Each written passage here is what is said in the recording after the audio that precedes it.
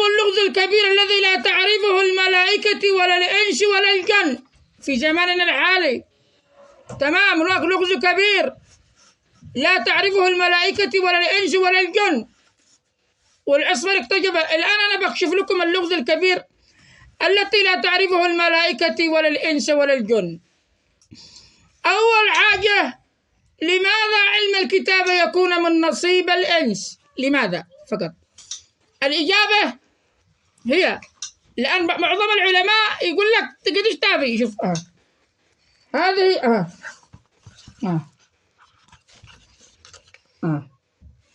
هذا الأنس من الطين. تمام، الإنس من الطين، وهذا الملائكة من نور، وهذا الجن من مارج من نار.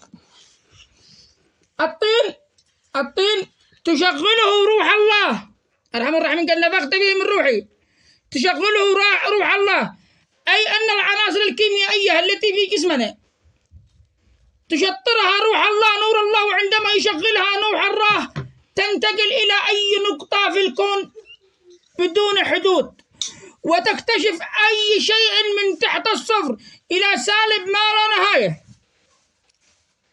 من سالب 1 إلى سالب ما لا نهاية يمكن أن يراها الإنسان، لأن نور الله هو روح الله الذي أرحم الراحمين نفخ في روح آدم، ونور الله هو كل شيء في الكون. الله سبحانه وتعالى يقول عالم الغيب والشهادة لا يظهر على غيبه إلا من ارتضى له من رسول. بكتاب، علم كتاب. والله سبحانه وتعالى يقول وما من غيبة في السماء والأرض إلا في كتاب مبين، وما يعزب عن ربك من مثقال ذرة في الأرض ولا في السماء ولا أصغر من ذلك إلا في كتاب مبين. الخلاصة، الأنس يسمعون الملائكة والجن. لماذا آدم علم الملائكة كامل عندما أنبأهم بأسمائها؟ بس أرحم الراحمين علم آدم الأسماء كامل، قاعدة الأسماء، وهي قاعدة الحروف الهجائية، ترتيب الحروف الهجائية، قاعدة الأسماء في الكون باللغة العربية. أرحم الراحمين عندما علم آدم عرضهم على الملائكة وأنبأهم انذهلوا، قالوا لا علم لنا إلا ما علمتنا. لماذا هذا العلم ونور الله يتقبله الإنسان؟ لماذا؟ لأن الطين الذي في جسم الإنسان يشغله روح الله، وروح الله هي القوة العظمى، قوة الله كامل في الكون. إن الله على كل شيء قدير. أي شيء في الكون إذا كان هناك عبد مؤمن وصادق ومخلص مع الله، والله لو طاع الله بأي دعاء لفتح له كل شيء، لا يعجزه في الأرض، مثلما دعا نوح إذ نادى ربه أني مغلوب فانتصر، ونوحا إذ نادانا ألم يستجيب الله لنوح عليه السلام. وفي نهاية الآية يقول وكذلك ننجي المحسنين. اقرأوا الآية. يونس، نبي الله يونس، ألم يكن مؤمنا فسبح ربه فأخرجه من الحوت.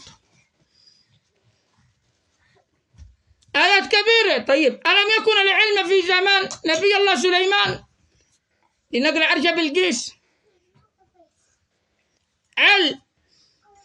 طيب، الشيء الثاني أنقول للملائكة، لماذا الملائكة لا تستطيع أن تنتقل في الفراغ ولا تستطيع أن ترى الأشياء المجهرية؟ لا تستطيع أن ترى مثلا هناك الملائكة ترى شيء محدد من المخلوقات، مثلا سالب تريليون أو سالب تريليون أو تريليون. لماذا؟ لأن النور الذي فيها تشغله طاقة النور ليست روح الله، فتكون الرؤية عندها في الكون رؤية محدودة توصل إلى سالب مليار أس مليار أس مليار وخلاص. من بعدها لا تستطيع أن ترى المخلوقات التي هي أصغر من هذا الرقم. كذلك على أنها تنتقل في الفضاء 10 أس مليار أس مليار أس مليار أس مليار مليار مرة ومدري كم سنة ضوئية، لها مسافة محدودة، لأن علم الطاقة الذي في جسمها النور له مسافات محدودة لعملية الانطلاق، تصل إلى نطاق محدود فقط ولا تستطيع أن تتعدى هذه المسافات. كذلك الجن مهما بث النار وقوة الطاقة في النار لبث النواة للصعود في الفضاء الخارجي لا يستطيع أن يعبر الكون كامل فيصل الجن إلى منطقة محدودة فقط. كذلك لا يرى الجن إلا أرقام محدودة فقط، أرقام محدودة ومسافات معينة في الكون. طيب نفرض على أن الجن يعبروا أقدار سالب مليار أس مليار أس مليار أس مليار، أغلفة الجدارات التي أرحم الراحمين بنى منها أقدار السماوات والأرض. هناك أقدار سالب مليار أس مليار أس مليار أس مليار أس مليار بعدد ذرات دولة كامل، دولة تمام محدودة. من بعد هذه السالبية لا يمكن أن ترى جدارات هذه الأقدار لا الجن ولا الملائكة. طيب من الذي يراها؟ يراها الإنسان ويكبرها إلى سالب ما لا نهاية. إذن هناك أقدار في الكون لم يروها الملائكة ولا الجن. هناك أقدار في الكون لا يستطيعون معرفة الجدار حقها لأنه بالسالبية سالب ما لا نهاية، لا يستطيعوا أن يروا أو أن يكشفوا هذه الأغلفة أو يروا الأبواب حق الأقدار السماوات والأرض، مستحيل. طيب ما الذي يراها؟ يراها الإنسان، لأن الإنسان تشغل جسمه روح الله، تشغله ايش؟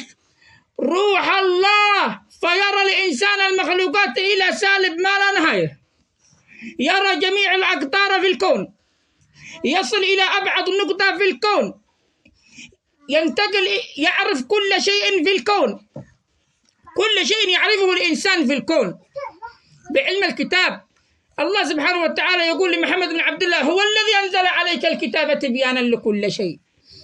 إذن الخلاصة، فهذه المعلومة قد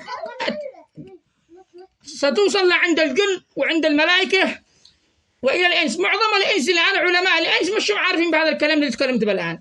بعضهم يظن الذين نقل العرش بالقسو إلا من هم الصالحون، الذي يعرفوا هذا الكلام على أن علم الكتاب البشرية هم الذرية الطيبة، ذرية الأنبياء والرسل، يعرفون هذا الكلام، يعرفون هذا الكلام. إذن وصلت المعلومة للجن، ووصلت المعلومة للشيطان، ووصلت المعلومة للإنس. إذن الآن ستصل المعلومة للملائكة على أن ليس لها إلا رؤية محدودة ومسافات محدودة في الكون فقط. من بعد هذه المسافات لا يمكن أن تعبرها أبدا. لماذا؟ لأن جسمها يشغله نور، طاقة النور للعناصر الكيميائية، فلها عملية انبعاث ومسافات محدودة. كذلك الجن يثير الطاقة بالنار، فلها عملية انطلاق مسافات محدودة. أما الإنس كرمه الله سبحانه وتعالى على جميع المخلوقات، جسمه وأجهزته والعناصر الكيميائية التي في جسمه تحركها روح الله، روح الله، فيصل إلى أبعد نقطة في الكون، يسافر. أرحم الراحمين يعلمه جميع المخلوقات في الكون فيراها إلى سالب ما لا نهاية. أرحم الراحمين يجعله ينقل أجسام عملاقة مثل السماوات 7 تريليون مرة عادي، يحملها الإنسان بعينه ويطلقها، لأن فيه نور الله. الذي يتحرك هنا في جسم الإنسان هو نور الله وليس الإنسان. هذه كلام. فنور الله تنهت له السماوات والأرض وتستجيب له السماوات والأرض. لا تستجيب السماوات والأرض إلا لنور الله سبحانه وتعالى. لا يمكن أن تنتقل الأجسام إلا بعلم الله سبحانه وتعالى العملاقة بسرعة خارقة. لا يمكن أن تنهت الجبال وتخاف السماوات والأرض ويخاف الكون وتخاف المياه والمياه التي تحمل عرش الرحمن إلا من نور الله سبحانه وتعالى. إذا اشتغل نور الله في الإنسان ضاعت جميع أي شيء في الكون يمكن أن يتحقق. أي شيء، رؤية المخلوقات إلى سالب ما لا نهاية، النفوذ خلال الأقدار التي هي ما لا نهاية، العبور إلى أطراف الكون، الوصول إلى الجنة وبروج الجنة، قصور الجنة يمكن أن يصل إليها الإنسان. سبحان الله العظيم. والسلام عليكم ورحمة الله وبركاته. بعد هذا الفيديو إن شاء الله لدي تحذير لقبائل اليمن، تحذير أنا أريد أن أبعده من ذمتي، ألا يعادوا الخليفة اليماني فليحذروا، فإن هناك عذاب قادم، والعذاب القادم سيكون من نصيب النساء والرجال الذين يحاولون قتل الخليفة اليماني فينقذه الله من فوق 7 سماوات، فينقذه الله من 7 سماوات. فارتقب يوم تأتي السماء بدخان مبين يخشى الناس هذا عذاب. العذاب قادم.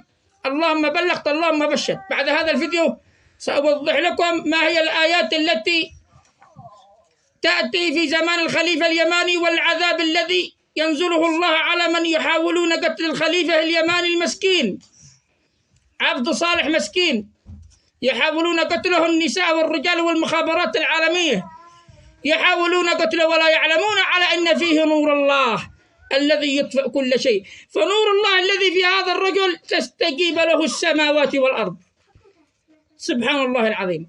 مثلما نجى إبراهيم الملائكة وكلهم، قال له مرسل، قال ماشي، قال لا حاجة لي فيك، فأنقذه الله من النار. وفي نهاية الآية يقول وكذلك ننجي المحسنين. إذن الخليفة اليماني من المحسنين الذي تستجب له الكون لإنقاذه. فويل لمن حاول قتل الخليفة اليماني وأراد به كيدا من الرجال أو النساء. ويل لهم ثم ويل لهم. والسلام عليكم ورحمة الله وبركاته.